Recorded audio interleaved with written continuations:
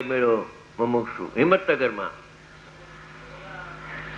મેં કહ્યું અભેદ થાય ત્યારે અનુભૂતિ થાય છે. અરે પર્યાયથી અભેદ દ્રષ્ટિના વિષયમાં પર્યાય તો પરદ્રવ્ય છે, પર્યાય તો અડતી નથી, પર્યાય તો દ્રવ્યને સ્પર્શતી નથી. બધી વાત તમારી સાચી છે, તમારી વાત બધી દ્રષ્ટિના વિષયથી તમે કહેતા હોય તો વાત તમારી સાચી છે. પછી કહ્યું અનુભવ થયા વિના દ્રષ્ટિનો વિષય સાચો હોઈ શકે નહીં.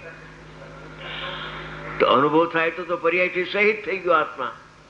પર્યાયથી સહિત થાય અને અનુભવ થાય તો પછી દ્રષ્ટિનો વિષય જો ક્યાં?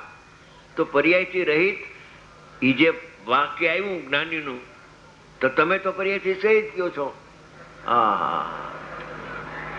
અમે પર્યાયથી સહિત જ્ઞેયને વાત કરીએ છીએ, ધ્યેયની વાત કરતા મગજમાં આવે નહીં. બે કહ્યું તમને ભાઈ એમ કરો, જ્યારે અનુભવ થશે ને ત્યારે આ વાતને તસલી થશે. અત્યારે તમને એમ લાગે છે કે હા માંડ માંડ દ્રષ્ટિના વિષય સુધી પહોંચ્યા અમે. બધું ભાઈ દ્રષ્ટિના વિષયથી માંડ માંડ પહોંચ્યા કે રાગથી ભિન્ન, પર્યાયથી ભિન્ન, કેવળ જ્ઞાનથી પણ ભિન્ન, મોક્ષથી પણ ભિન્ન, ભિન્ન ભિન્ન ભિન્ન ભિન્ન ભિન્ન ભિન્ન ભિન્ન જ છે કે? અને અભિન્નની વાત તમે ક્યાં કરો?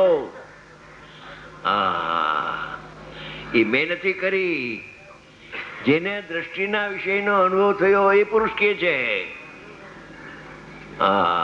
દ્રષ્ટિનો વિષય દ્રષ્ટિમાં આવે ને એ દ્રષ્ટિ કથનથી અભેદ થાય છે. આવું શાદબાદનું કથન છે. નહીતર એકાંત તરફ જીવ ચાલ્યો જાય અને એકાંત તરફ જતા અનેકાંત નો જન્મ ન થાય તો અનેકાંતિક જ્ઞાન સિવાય એકાંત એકલું ન હોઈ શકે. જો 265 ગાથા 265 કળશ છે આમાં,